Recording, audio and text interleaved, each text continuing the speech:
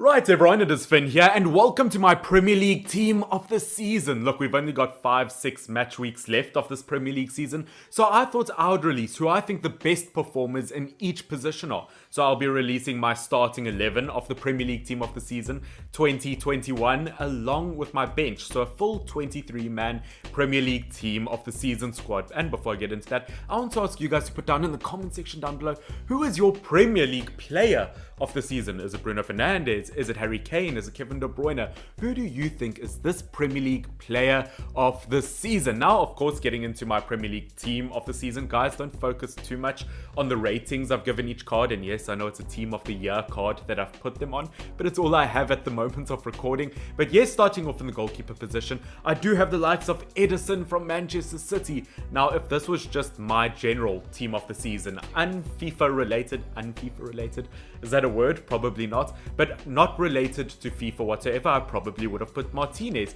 He's been excellent for Aston Villa so far this season, but you know what, Aston Villa goalkeeper Martinez will be on the bench because he's been a fantastic goalkeeper. His save per game ratio is absolutely incredible. He has saved Aston Villa on multiple occasions and has been pretty much, in my opinion, the best goalkeeper in the league this season. But I think the main goalkeeper in my starting 11 will be Manchester City's Ederson, the most clean sheets in the league. Obviously, Manchester City are going to win the league this Premier League season, so I feel like Ederson just does deserve it. Once again, very consistent goalkeeper overall. Maybe doesn't get the credit he deserves because the Manchester City defense has been so strong this season. But you know what? Lots of credit has to be given to Ederson, and he is probably going to be my goalkeeper that will be receiving a blue card this year. Now moving on to the defense.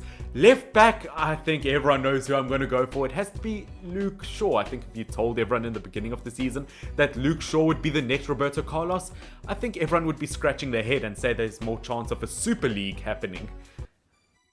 Too soon?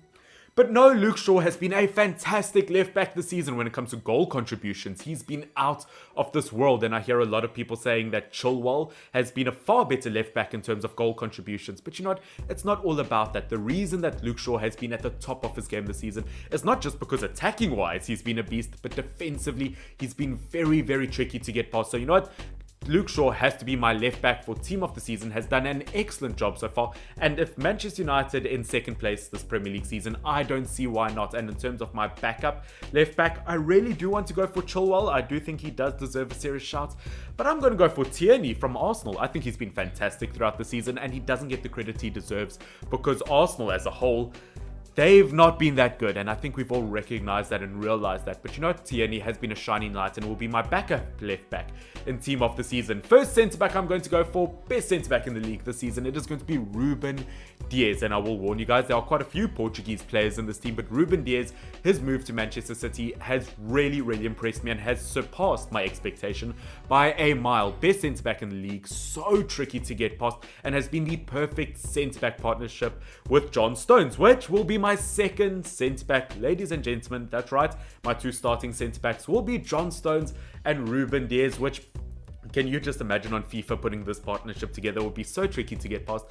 But you know what? Stones and Diaz, easily the two best centre-backs in the entire Premier League this season. Defensively, once again, Manchester City have been so tricky to get past, so you can't be that surprised to see them there, but I do think that they do deserve to be in this team. And in terms of the reserve centre-backs, I'm probably going to go for Fofana from, is that how you pronounce it? I don't know. But I am going to go for Fofana from Leicester City. I think going into this Leicester City squad, when Soyuncu was injured, he definitely did impress me. He's a very fast, very, very good on the ball centre-back, which you don't see too much of when it comes to dribbling, when it comes to speed. Fofana has been an excellent centre-back this season and has shown maybe he is worth his weight in gold, along with my other backup centre-back in the likes of Thiago Silva. Now, he hasn't been excellent for Chelsea so far this season. I wouldn't say that he's been the best in the league, but you know what? He's done a very, very solid job. He's done a very good job for Chelsea, and I think as a reserve backup option for Premier League team of the season, he could definitely fit in there.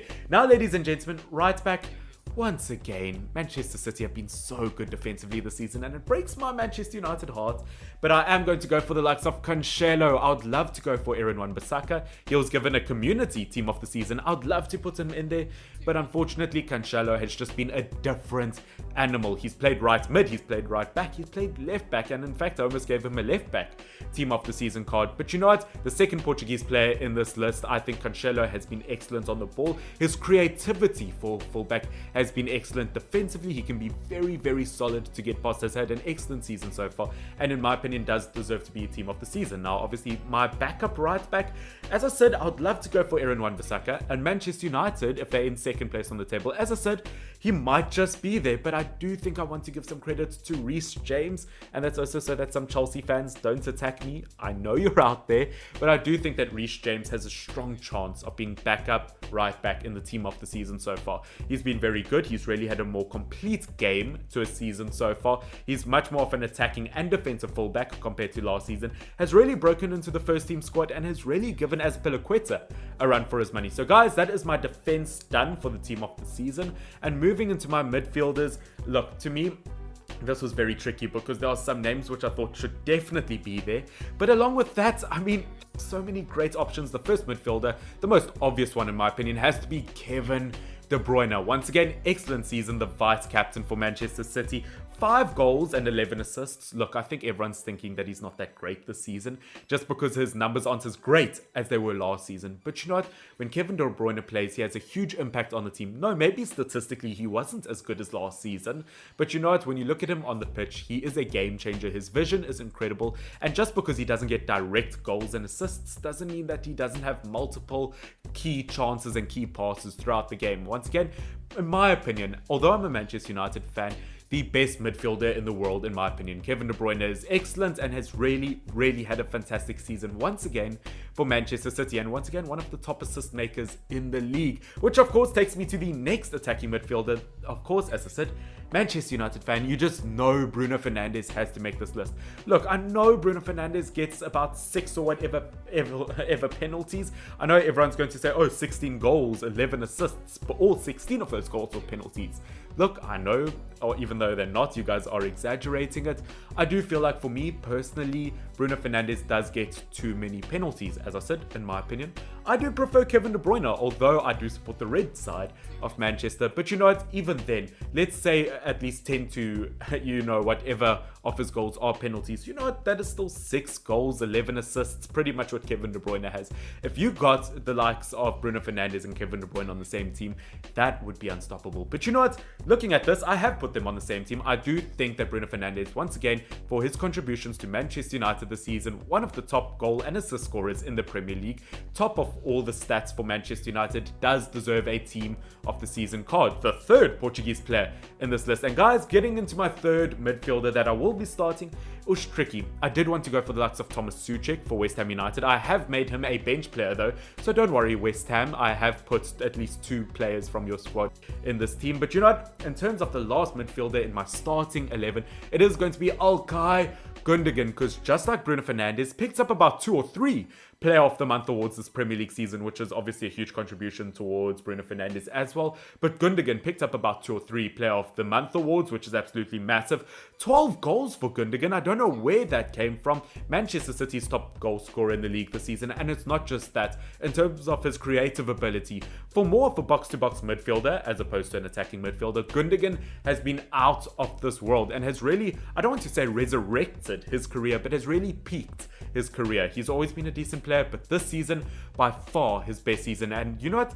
I would say puts him as a contender for one of the player of the Premier League season. I do think Gundogan does deserve to be there. And guys, that is my midfield done. Now, obviously, some more honorable mentions that I could name. I do want to mention Foden, but I do feel like Foden, if he does get a team up this season, might get an attacking midfielder, or he might get a left wing one. But you know what? Unfortunately, it doesn't make my starting 11, but will definitely make my bench. Obviously, Phil Foden, goal and assist wise, look, numbers aren't there yet, but he's still young, 20 years old. But you know what? He is a serious game winner, and we've seen that multiple times this season. Does deserve to be there. Another midfielder I would like to mention is going to be the likes of Mason Mount. I think Mason Mount, in terms of Chelsea, has been Chelsea's best player this entire Premier League season. I think that he is a rising star, and I've said this multiple times, along with the likes of Frank Lampard. I think he'll be the next Frank Lampard at Chelsea. I genuinely do think that Mason Mount is that good. We've seen that in big games, like in games versus Liverpool. But Mason Mount, once again, a different animal altogether.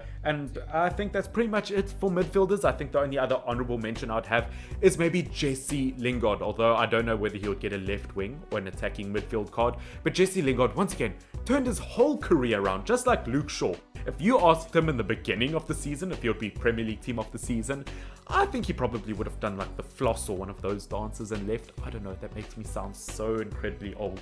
Oh yeah, the floss or one of those dances.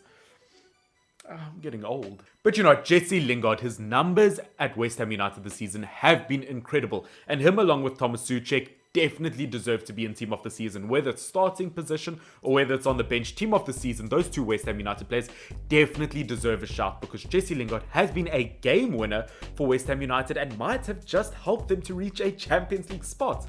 How crazy is that? Right, ladies and gentlemen, it is time for the final section of my team of the season, the attackers. Left wings, right wings, centre forwards, strikers, you name it. And this is very tricky because there are so many really good names in here.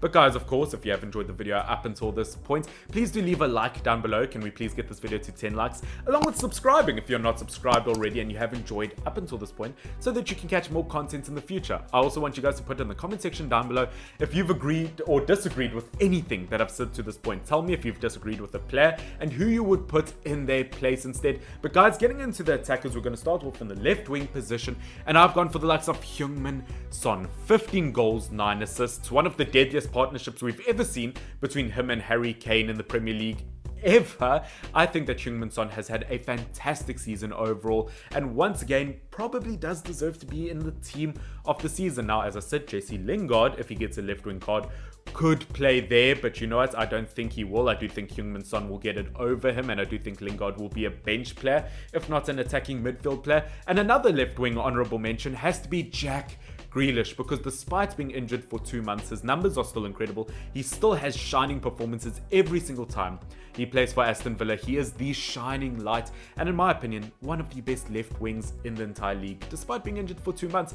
But I do think that this does deserve to go to the likes of Heung-min Son. And in terms of my striker, ladies and gentlemen, I think you all know where this is going. It has to be Harry Kane, Captain Harry Kane. Obviously, top assists, top of goals, the most assists, the most goals this entire Premier League season out of everyone. His numbers have been insane, and he, in my opinion, has been by far one of the best players this Premier League season. I mean, what, like 13 assists and 21 goals at the time of recording? Harry Kane is unstoppable and has had the season of his career, and I would even say this is a Ballon d'Or worthy season that he's had. It's just a pity that the whole of Spurs has let him down to an extent. But you know what, Heung-min Son and Harry Kane up front for team of the season. I don't think too many people will have any arguments about that. And guys, that takes us to the last position in my team of the season, and it is to be Mo Salah, the only Liverpool player in this entire squad.